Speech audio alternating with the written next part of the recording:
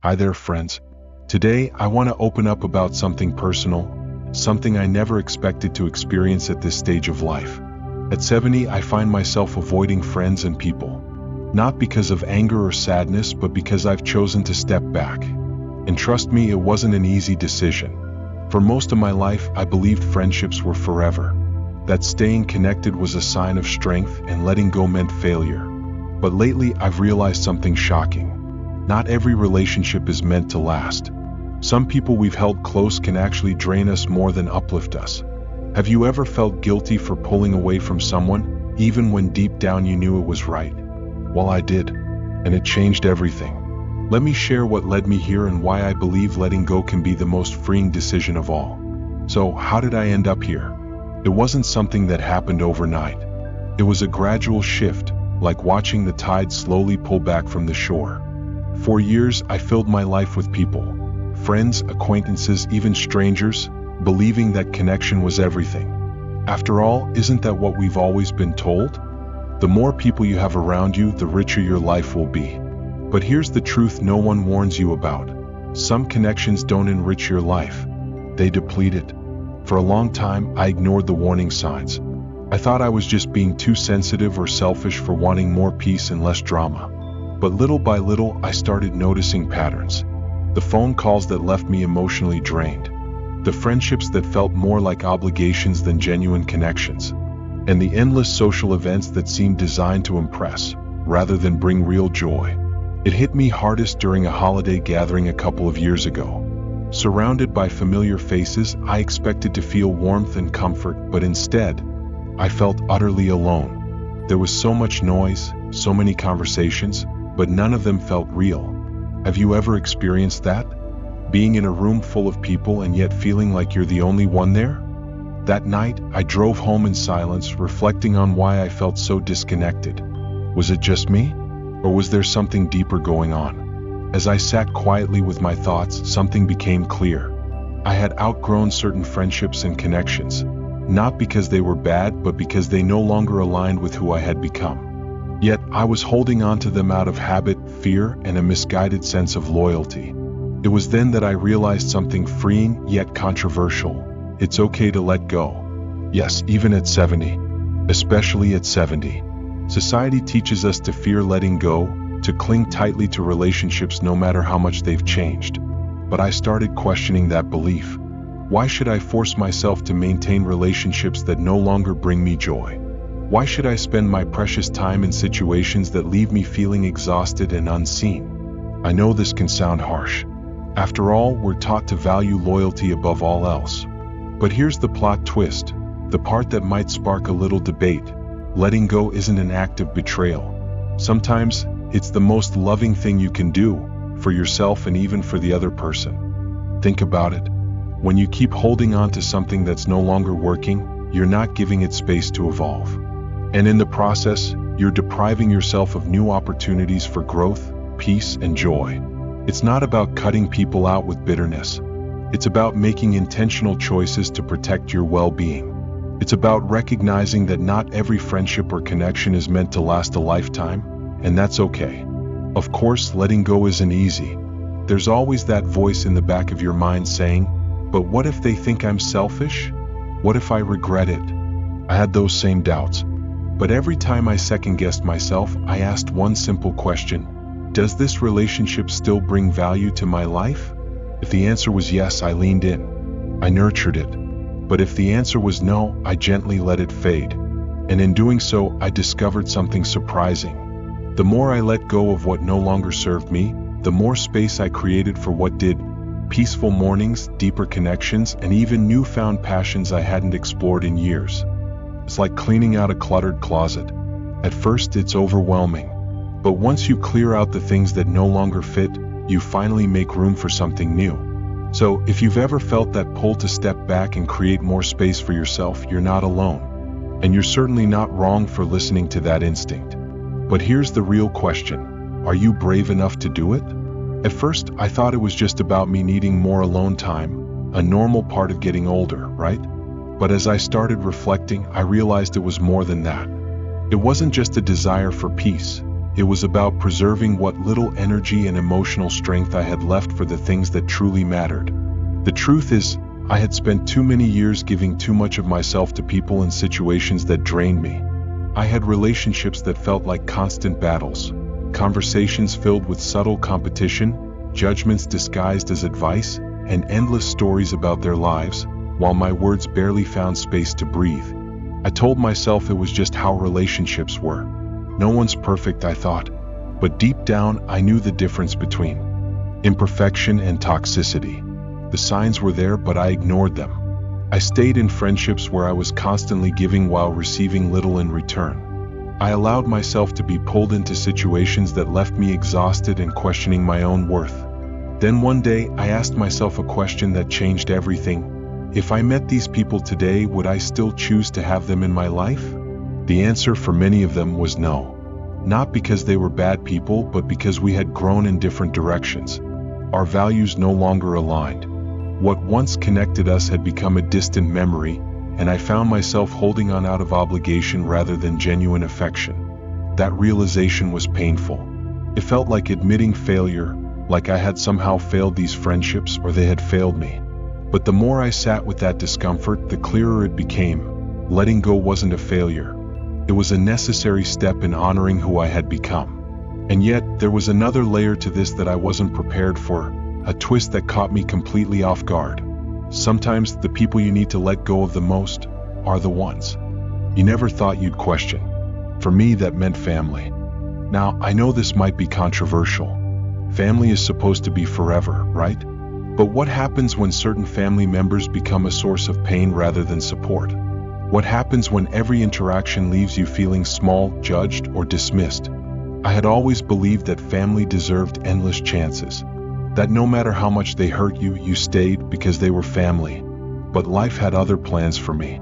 After years of trying to mend, trying to bridge gaps that only seemed to widen, I came to a painful but necessary conclusion. Sometimes even family must be loved from a distance.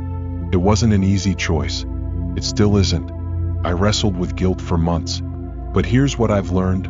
Boundaries aren't walls, they're doors. And sometimes you have to close the door for a while to protect your peace. When I finally gave myself permission to step back, something remarkable happened. I found myself again. The weight lifted. The constant anxiety disappeared. For the first time in years, I felt free to choose how I spent my time, free to focus on relationships that truly nurtured me, and free to listen to my own voice without the constant noise of others telling me who I should be. At first, solitude felt like an ache. I was used to the constant buzz of life, family gatherings, phone calls, social outings. When I stepped back from certain relationships, the silence that followed was almost deafening. I felt lost. The days stretched long and empty, and I found myself wondering if I had made a mistake. Had I pushed people away who genuinely cared? But as time passed, something shifted. What felt like emptiness at first slowly revealed itself as space. Space to breathe, space to think, and space to reconnect with the parts of myself I had neglected for far too long. I started noticing the beauty in the small things. The peaceful stillness of early mornings, the way the sunlight danced through my kitchen window, the quiet joy of sitting in the garden with nothing but the sound of the wind in the trees. These weren't just moments of pause, they were moments of healing. For the first time in years, I felt truly present. No distractions, no noise, just me and my thoughts. And in that stillness, I found clarity. One morning, as I sat with my cup of tea, I asked myself a question that had been buried under years of busyness. What do I actually want from this stage of my life? Caught me off guard. I realized I had spent so much time trying to be everything to everyone that I had forgotten how to just be myself. I didn't have an answer right away, but the question stayed with me, gently urging me to explore who I had become after all these years. That's when I truly began to embrace solitude, not as loneliness, but as a gift. It gave me the chance to get reacquainted with myself, to remember the things that brought me joy, and to let go of the pressures I had carried for far too long. And here's where it gets interesting. The more I leaned into solitude, the less I craved the kind of social validation that had once seemed so important. I stopped worrying about being invited to every event or keeping up appearances. I found joy in simple routines. Morning walks, tending to my garden, losing myself in a good book. These small, everyday moments became my sanctuary, grounding me in a way no social gathering ever could. But here's the plot twist. Solitude didn't just help me rediscover myself. It also changed how I viewed my relationships. When you spend time alone, you begin to see things with a clearer lens. I started noticing which relationships brought me peace and which ones left me feeling drained. I paid attention to how I felt after every interaction. If a conversation left me anxious or unsettled, I stopped forcing it. If a relationship felt one-sided, I allowed it to naturally fade without guilt. Solitude taught me that it's okay to prioritize my peace. It's okay to choose quiet evenings over noisy gatherings. It's okay to say no without explanation or apology. And here's the surprising part. The more I honored my own boundaries, the stronger my connections with others became. By focusing on quality over quantity, I found myself building deeper, more meaningful relationships. Relationships based on mutual respect and genuine care, not just shared history or convenience. Not everyone understood the shift, of course. There were questions. There were assumptions. Some people thought I had become cold or distant. But those who truly knew me, those who genuinely cared, saw the change for what? It was a decision to live more authentically, more intentionally, and with a deeper sense of purpose. Solitude gave me back my voice. It reminded me that I am enough on my own, that my worth isn't tied to how many people I have around me, but to how aligned I feel with the life I'm creating. Once I began to embrace solitude and prioritize my peace, my relationships naturally started to shift. Some grew stronger, deepening in ways I hadn't expected. Others began to fade quietly, like a tide receding from the shore. At first, it felt bittersweet. These were people I had shared countless memories with, friends who had been there through laughter and tears, through triumphs and heartbreaks. Letting go of them felt almost like saying goodbye to a part of myself. But here's what I learned. Not every friendship is meant to last a lifetime. Some friendships are seasonal, meant to teach us something during a specific chapter of our lives. They come into our lives when we need them most, and when their purpose is fulfilled, they gently fade away. That realization didn't come easily. I clung to certain relationships far longer than I should have, afraid that letting go would somehow diminish the experiences we had shared. But as time passed, I came to understand that letting go wasn't a betrayal of those memories. It was an act of love, both for myself and for the other person. One of the hardest lessons I've learned at this stage of life is that growth often requires us to release what no longer serves us. Holding on out of nostalgia or guilt only weighs us down. And yet, not every relationship fades. Some stand the test of time, weathering life's storms and growing stronger with each passing year. These friendships are rare, like precious stones found after years of searching. They don't require constant maintenance or grand gestures to thrive. They are built on a foundation of trust, mutual respect, and shared history. I have a few friends like that, friends who don't need me to explain myself or justify my choices. They understand the language of silence, the comfort of presence without words. These are the friendships I treasure most, the ones I nurture and protect with all my heart. But here's something else I've noticed. As I've become more selective about the relationships I invest in, I've also become more open to new connections, unexpected ones that I might have overlooked before. These connections don't always come in the form of lifelong friendships. Sometimes they're brief but deeply meaningful.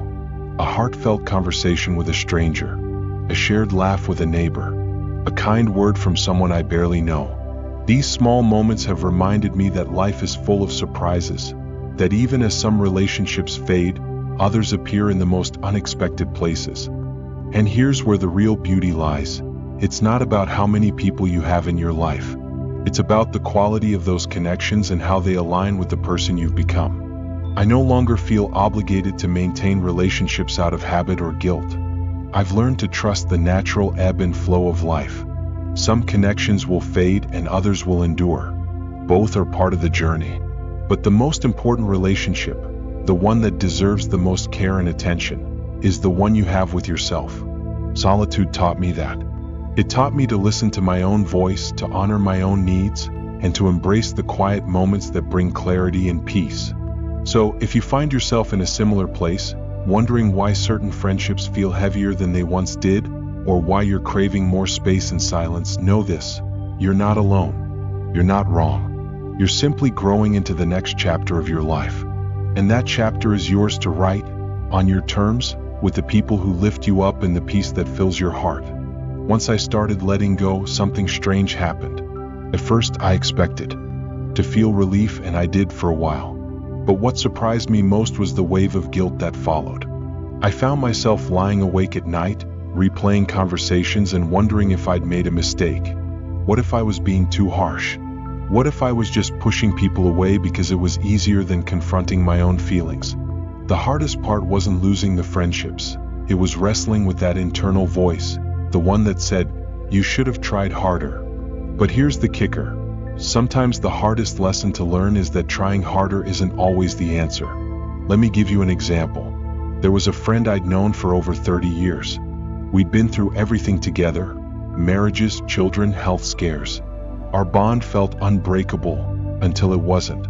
Over time, I started noticing how one-sided our conversations had become. Every phone call felt like a therapy session for them. My struggles, my joys, they rarely made it into the conversation. And when they did, they were quickly brushed aside. I told myself it was just a phase. Maybe they were going through a rough patch. But weeks turned into months and months into years. Eventually, I realized something painful yet undeniable. The friendship had stopped being a source of support and had become a burden. Now, here's where it gets tricky, and where some of you might disagree with me. Most of us were raised to believe that friendships are sacred. That once you've invested time and love into a relationship, you owe it your loyalty, no matter what. But what if that belief is wrong? What if staying loyal to someone else means betraying yourself? I struggled with that question for a long time. But eventually, I realized that loyalty without boundaries isn't loyalty at all. It's self-abandonment. And so, with a heavy heart, I made a choice. I pulled back, not with anger, but with love. I stopped reaching out, stopped making excuses for their behavior, and allowed the friendship to fade.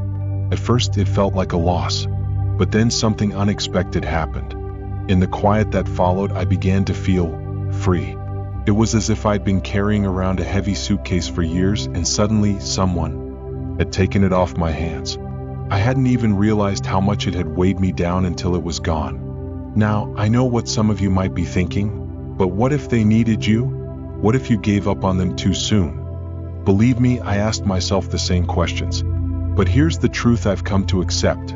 You can't be everything to everyone without losing yourself in the process. There's a difference between being supportive and being a lifeboat. One lifts others up while keeping you afloat. The other drags you down with them. And the most shocking part? When I let go of that friendship, I realized they weren't clinging to me as tightly as I thought. In fact, they seemed perfectly fine without me.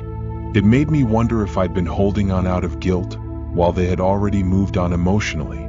That realization was the real plot twist. The moment I understood that sometimes we're the ones holding ourselves hostage, not the other person. The truth is, relationships, whether friendships or otherwise, aren't always meant to last forever. Some are seasonal, meant to teach us something before fading away. And that's not a failure. It's just life. So, if you've ever found yourself in a similar situation, ask yourself this: is this relationship still nourishing me, or has it become an anchor? And if it's the latter, maybe it's time to gently set it down and move on. Not with bitterness, but with gratitude for the role it played in your journey. The thing about letting go is that it doesn't just change your relationships, it changes you. It shifts how you see yourself, how you value your time, and how you engage with the world. At first, I thought it would be a clean break. I imagined I'd let go of a few draining friendships, take a deep breath, and step into a peaceful, uncomplicated life. But I was wrong. Letting go didn't just create space for peace. It forced me to face something far more uncomfortable. My own patterns, my own role in the connections that had worn me down. You see, it's easy to focus on what others did wrong, to label them as toxic or demanding. What's harder is asking yourself, why did I allow it to go on for so long? I had to confront the truth I had been avoiding for years. Sometimes we teach people how to treat us by what we're willing to tolerate. It wasn't just their fault. I had played my part too. Looking back, I can see all the moments I ignored my instincts. I smiled through discomfort, said yes when I should have said no, and stayed silent when my heart was screaming for me to speak up. Not because I didn't recognize the red flags, but because I was scared. Scared of being seen as selfish, difficult, or ungrateful. Scared of losing people if I set boundaries. For years, I believed I was being kind and selfless. But here's the painful reality: I wasn't being selfless. I was afraid of rocking the boat. I was sacrificing my own well-being just to keep the peace, even when that peace came at a steep personal cost. And here's where it gets tricky. When I finally started setting boundaries, I expected backlash, anger, resentment, maybe even the loss of those relationships. What happened instead was far more surprising. Nothing. One of the people I had been bending over backward for simply moved on, almost as if they'd been waiting for me to draw the line. No argument, no tears, no fight. They just found someone else who would say yes. That moment hit me like a bolt of lightning. I had spent years walking on eggshells around this person, believing my refusal would shatter the relationship. And yet, when I finally stood my ground, I realized something crucial. I wasn't as essential to them as I had convinced myself. They weren't attached to me, they were attached to what I could give them. That realization stings, doesn't it? But it also brings an incredible sense of freedom. It allows you to stop bending, stop apologizing, and start reclaiming your time and energy. The truth is, not every relationship is built to last forever, and that's okay. Some are seasonal, they serve a purpose, teach you a lesson, and then fade when their time is up. The key is knowing when to hold on and when to gently let go. It's not about cutting people off in anger or bitterness. It's about recognizing when a connection no longer serves your well-being and having the courage to walk away with love and gratitude for the role it once played. I had to learn that not every relationship can be saved, and not every relationship should be saved. Some things are meant to end so that new beginnings can take root. Once I embraced that truth, something unexpected happened. My life started to feel lighter. I wasn't carrying the weight of those relationships anymore. I wasn't pouring energy into connections that no longer felt right. And in the space that opened up, new things began to bloom. Peaceful mornings, deeper connections with people who truly saw me, and perhaps most surprisingly, a stronger relationship with myself. So, if you ever find yourself wondering whether it's time to let go, trust your instincts. The answer might not be easy, but it will always be honest. And in that honesty, you'll find something far more valuable than any relationship you've outgrown. You'll find freedom. Once I started living with this newfound clarity, something unexpected happened. The emptiness I had feared, the loneliness that I thought would consume me, never came. Instead, I felt more at peace than I had in years. My days became quieter, yes, but in that quiet, I discovered a richness I never knew I needed. But life isn't that simple, is it? Just when I thought I had everything figured out, life threw me another curveball, a twist that made me question everything all over again. It came in the form of a phone call. It was from an old friend, someone I hadn't spoken to in years. Our friendship had drifted, and to be honest, I thought we'd quietly moved on. But there they were, reaching out, their voice carrying a mix of nostalgia and something else, vulnerability. We talked for hours, slipping easily back into a rhythm I thought was long gone. They shared stories I hadn't heard, struggles I hadn't known they'd faced.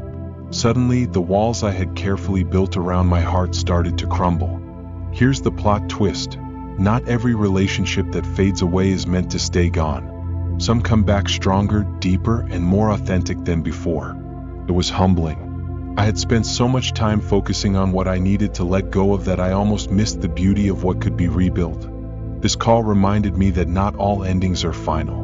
Sometimes they're just pauses, necessary breaks to grow and heal before finding our way back to each other. But here's where it gets complicated.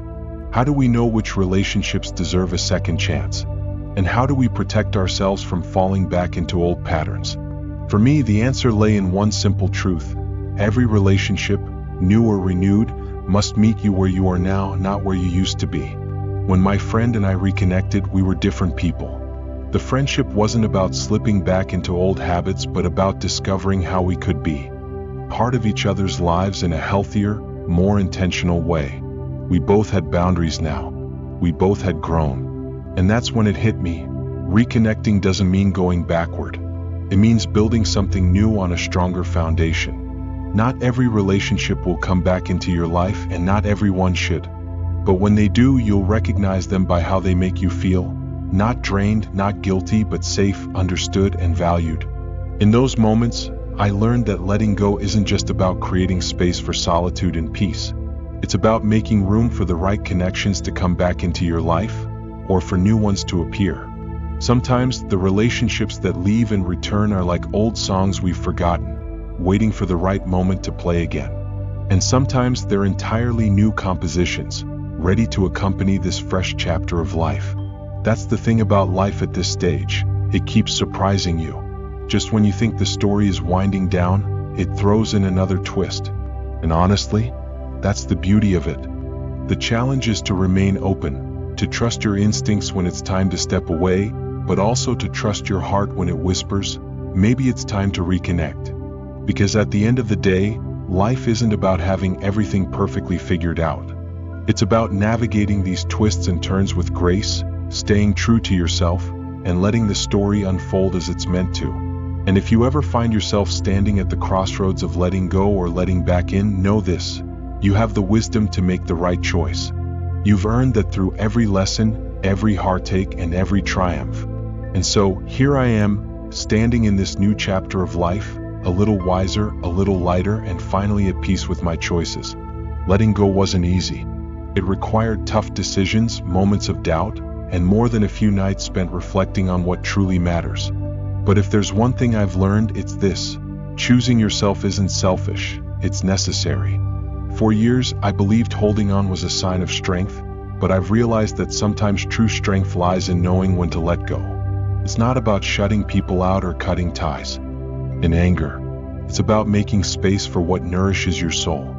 And when you do that, life has a beautiful way of surprising you, bringing clarity, peace, and even new beginnings. I know this choice isn't always easy. Maybe you've been holding on to certain relationships because of loyalty, habit, or fear of being alone. I've been there. But here's what I want to remind you: you have the right to protect your peace. You've earned it.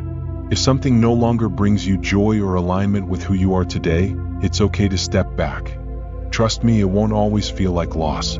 Sometimes, letting go is the most freeing thing you'll ever do. It opens the door to new experiences, new connections, and most importantly, a stronger connection with yourself. But not every ending is final. Some relationships come back when you least expect them, stronger and healthier than before. Others fade gently, leaving behind precious memories and lessons. Both are gifts in their own way. Now, I'd love to hear from you. Have you ever felt the need to step back from someone? Or have you experienced the joy of reconnecting after years apart? Share your story in the comments below. Your experience might be exactly what someone else needs to hear today. If this resonated with you, give the video a thumbs up, subscribe, and join me in this journey toward living life on our own terms. Thank you for watching, and here's to peace, freedom, and new beginnings.